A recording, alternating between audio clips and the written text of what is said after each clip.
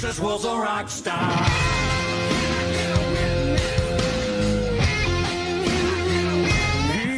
So just like text to give, it just saves a little bit because some of us, you give a considerable amount of money, and all of a sudden 3% adds up to being significant amount. So you don't have to do it, but you can do that if you want to. And literally just did it myself. I don't think they offered it before, but they just started offering it, the service that we use. And so if you want to do that, Lord bless you. But today in Acts, we reread in Acts 20:35, it says, "You should remember the words of the Lord Jesus. It is more blessed to give than receive." And I have to tell you that you guys are good at this. I had my meeting 2 weeks ago. I think it was 2 weeks ago at with my guys. And one of the things that I show them is our finances. And they looked at our finances and they said, "Holy cow, Scott, your people really know how to give." And I said, "That's why we're still here." So I just want to tell you, kudos, because, and Winston, he said, normally a church your side, we would expect about a fifth of this amount. And, and I said, yeah, we have got some wonderful, beautiful, faithful people. So you guys, just so you know, you look around the room, there's a whole bunch of you that know how to give. That see that as just being obedient to God and making it and just saying yes, Lord, to that. Because not only the movie theater costs, I forget exactly, but it's that's about $1,500 a month or something like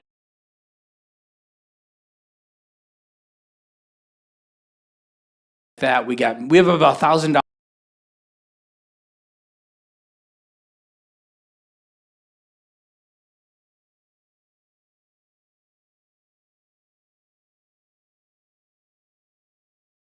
A month to go out to different missionaries, and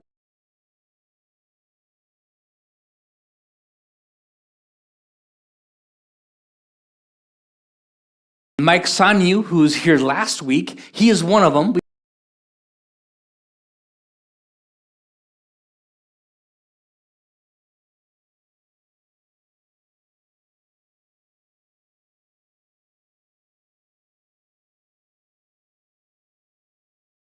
Been supporting Mike for a long time, but he just finally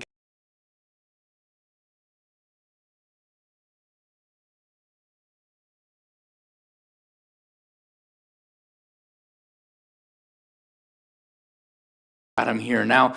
Teen Challenge, we support jail chaplains, just shy of $1,000 a month. And so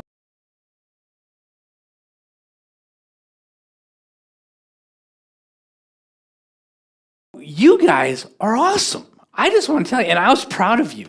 When Winston said, "Whoa, you guys have really good cash flow for this size of a church," and I said, "You know what? We got some beautiful people that just believe God." Because I don't.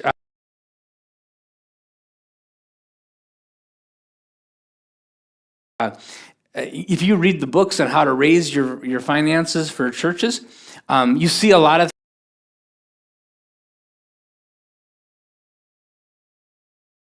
things like some churches write you a thank you note every week and that kind of thing. And I actually don't look at your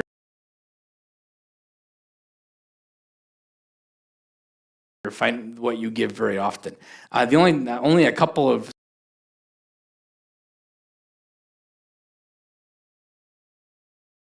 situations where I would look at how much you give. Maybe part of it is because I want to be very careful. The Apostle Paul had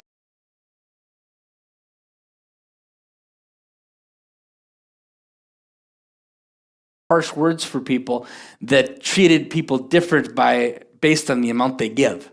And so but you guys are so good.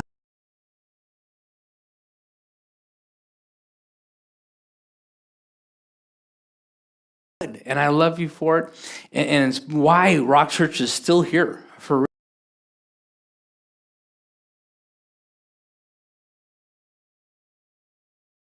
real. And I've said this to you before. I've said this every year since we've been doing this, so this will sound familiar to you. But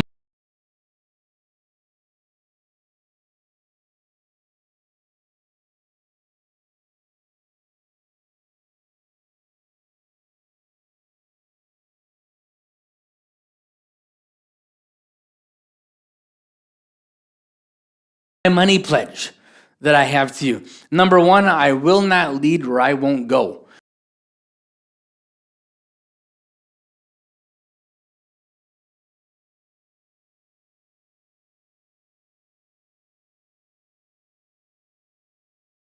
One time I was close to a church that was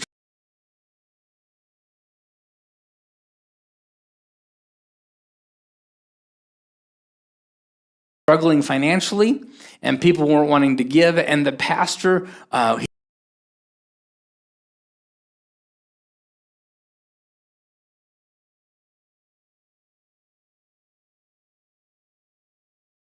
he got really uncomfortable when it was time to talk about money.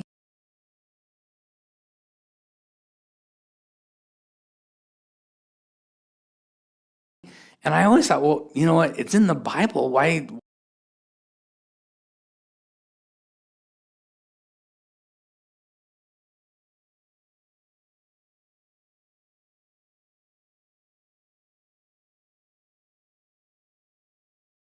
Why are you so uncomfortable talking about money? Well, came to find out,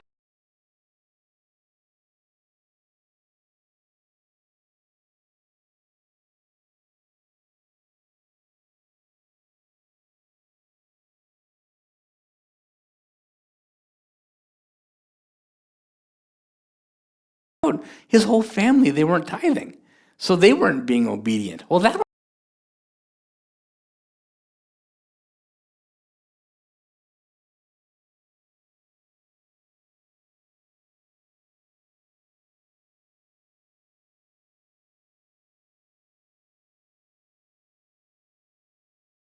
make it awkward to preach something. I can tell you that, okay?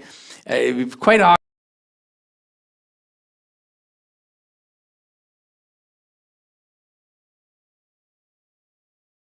to preach something. I will not lead where I do not go. And I'm not going to tell you our whole story.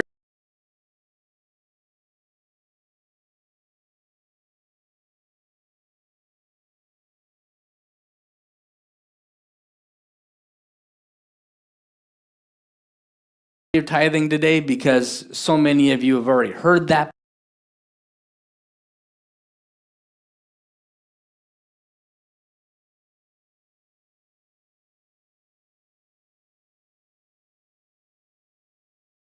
Before, but but Inger, Lisa, and I,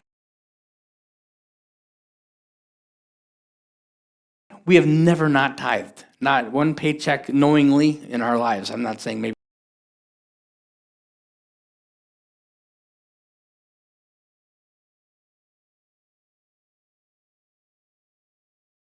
I didn't forget one time, because I do forget stuff. But to our knowledge, we've just always done that. And God has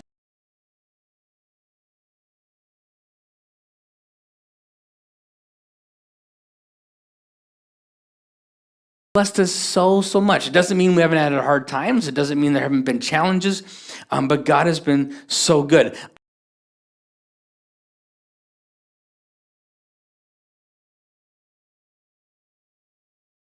I will not manipulate to get you to give. I won't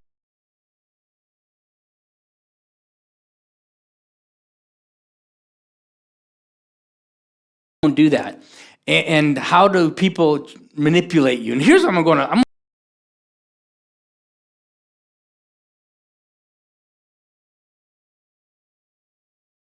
going a little bit of a soapbox for just a minute here, okay? Because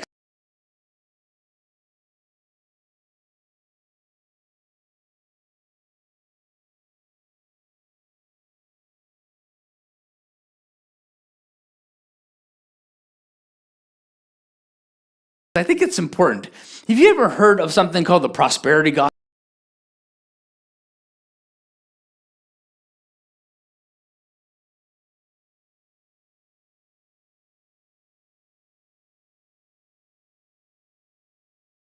gospel? I hate the prosperity gospel.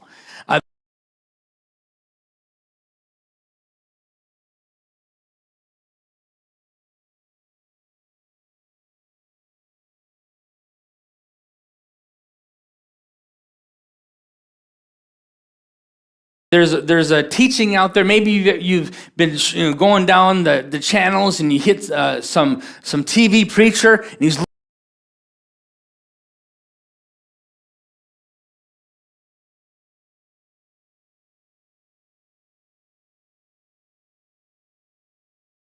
looking at it and he says, I got a word from the Lord right now. Put your hand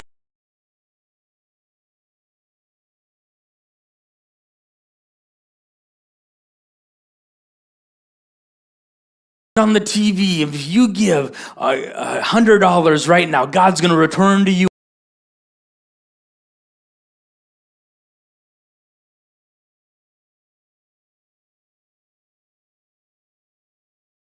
a hundredfold. Some of you, and they'll plead.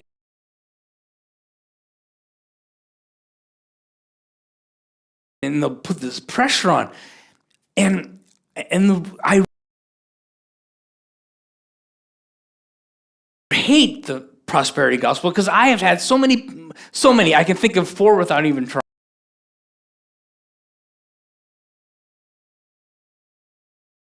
5 just now. So if I thought about it longer, I could think of even more, because they heard somebody preach like that, and then they gave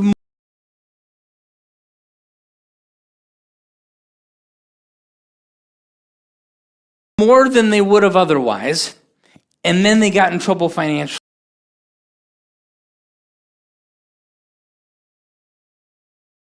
and now they're mad at God. And it's really, really hard, because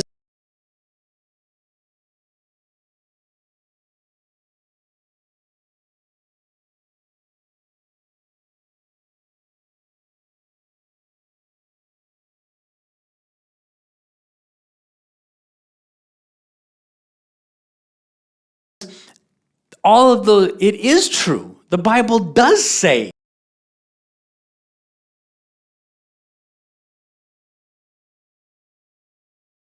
that if you give more, he'll bless you. It says it all over the place.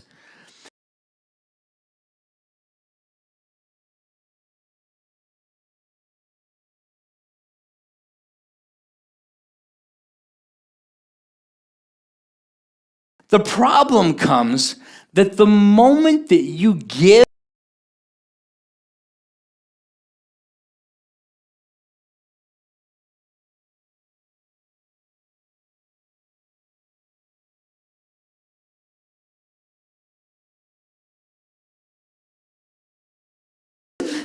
financially with the expectation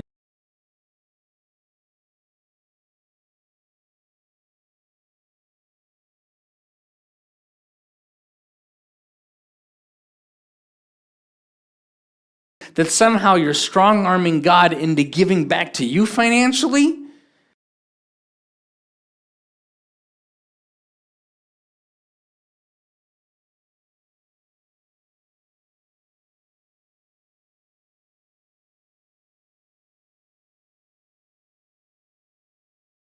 you have broken the whole process. And I think it becomes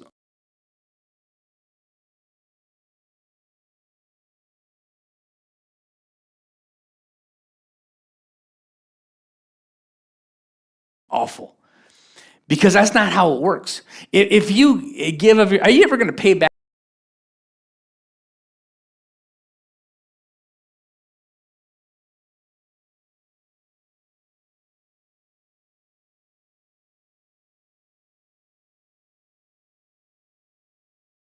God? No, right? I was with a guy one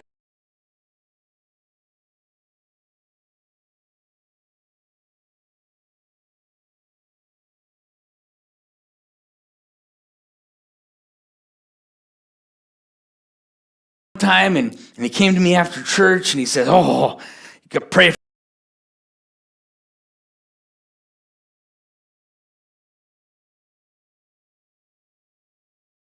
for me, Pastor, because I'm laying it all on the line.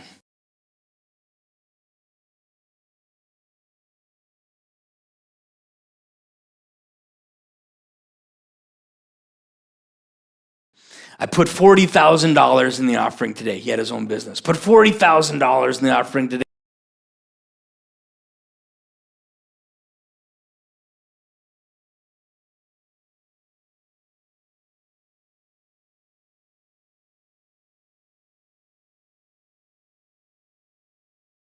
I'm going to Canada and I got to make some sales.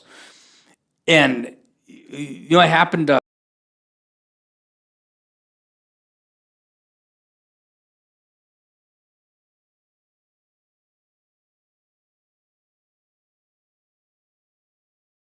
year and a half later, he's bankrupt. You cannot blackmail God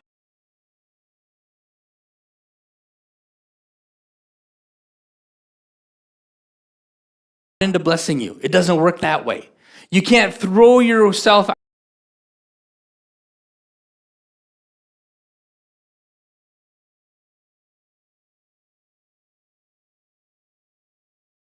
out there in such a way that you put God in a situation where, oh, you got him now. If God doesn't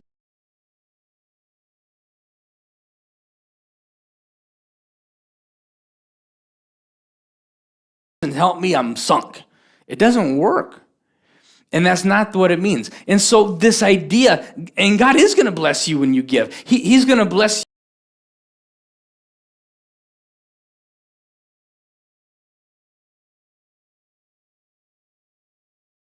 you. And you're going to walk with peace and all of those things. But why do we give? It shouldn't be to get, because that doesn't work. Because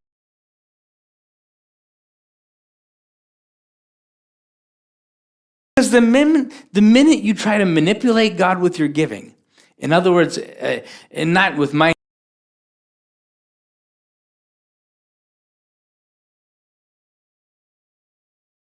games, you can't play mind games with God, but God, you owe me now, right?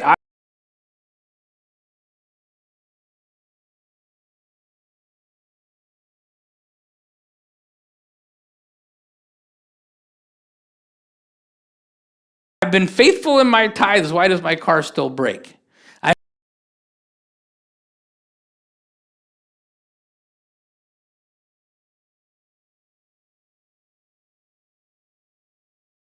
been the minute you live there,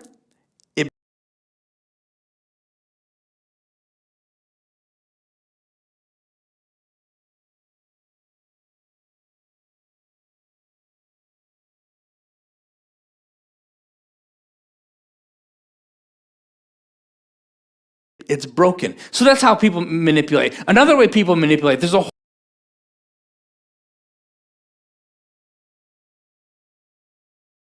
whole denomination out there. And if you figure out who it is, just don't even say that you know who it is. But if you give them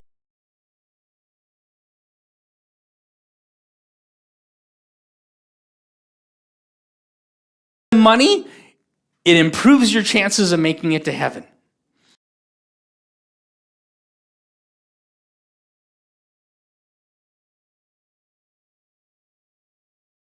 And this little thing called the Reformation happened as a result of it, by the way. That's a hint.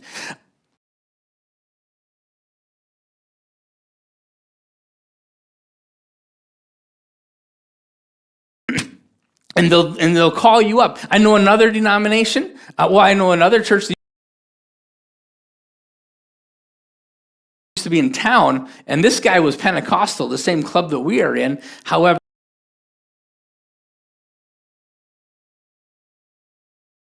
he had some really bad doctrine when it came to giving. He would come to people and he would say, you know what? The Lord told me that you're supposed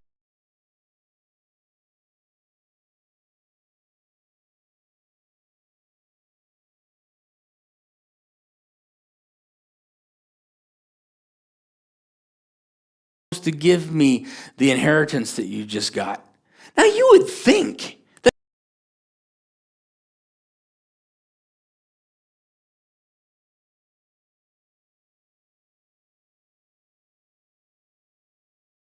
that would never work, but it did. I was close to the situation. It was awful.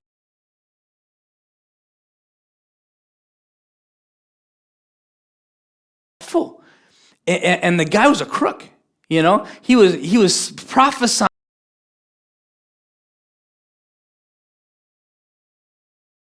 over people to get them to give him money. And so another way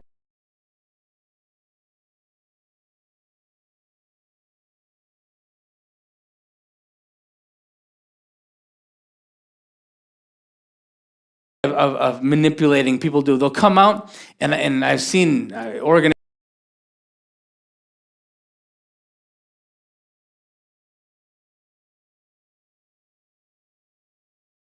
do this. They'll come out with a cause that you want to give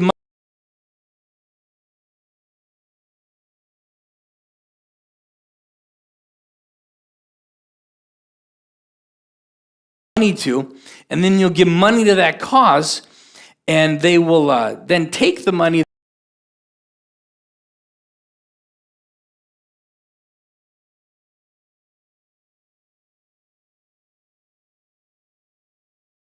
that you gave and use it for something else, because it was easier to get you to give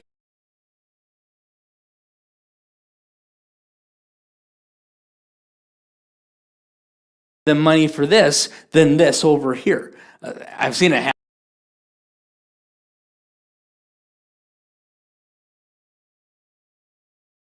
many times. Preachers go out and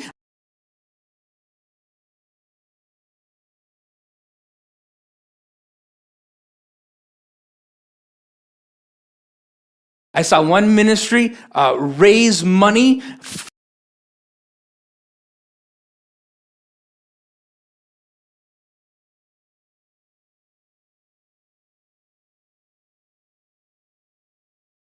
for an RV 3 times.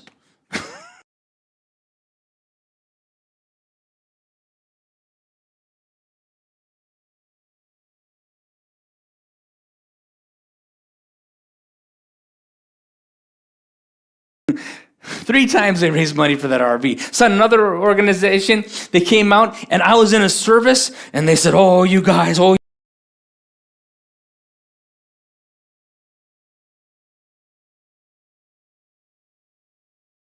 you guys, we've got problem. We got the tax. We have to pay these taxes." And I don't know why their nonprofit got broke. I have no idea, but we got to pay all these taxes.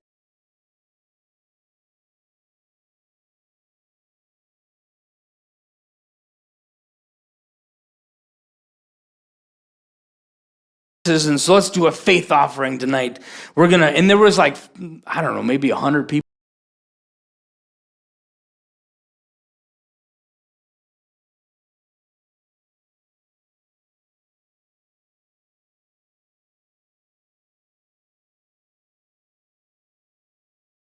In the room.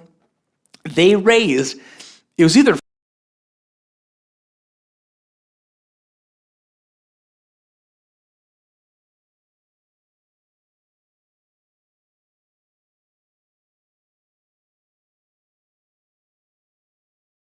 $5,000 or $7,000 out of that audience that night.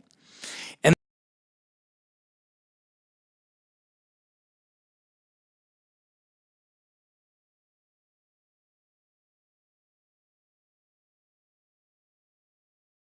then a few months later, they sent out a newsletter. And in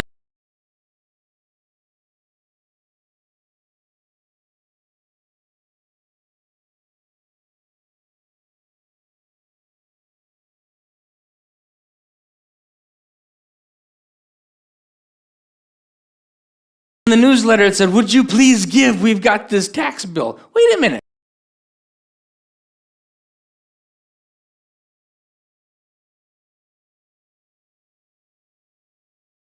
I'm like, I was in the service where we paid the whole thing.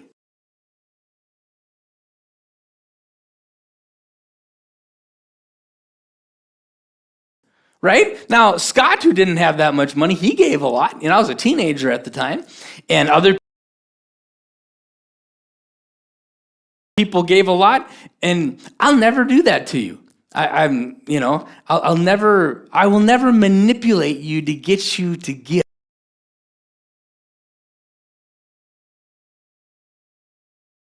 My God is bigger than that. And it's actually not my job to Armstrong, to get you to give a little more until you're uncomfortable, because God's word just works. Now, but the third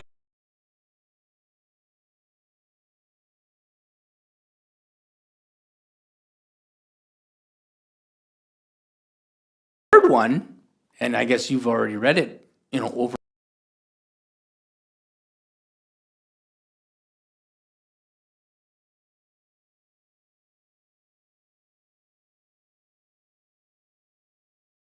my head here. I am not going to curse you by not talking about money. Can anybody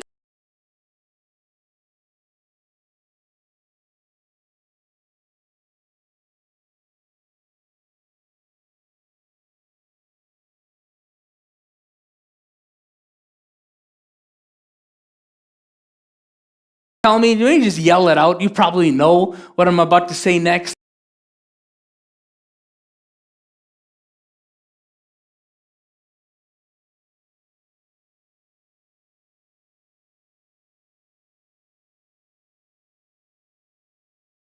I guess. But what subject did Jesus talk about more than any other subject?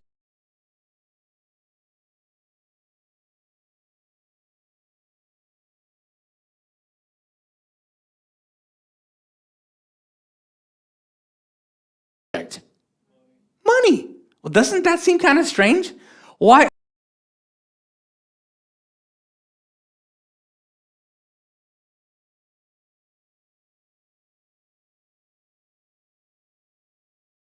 Now, Jesus, he's not concerned about money. I mean, he's God.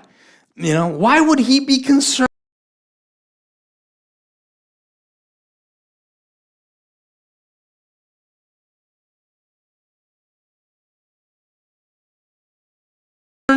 about money? The reason Jesus talked about money more than anything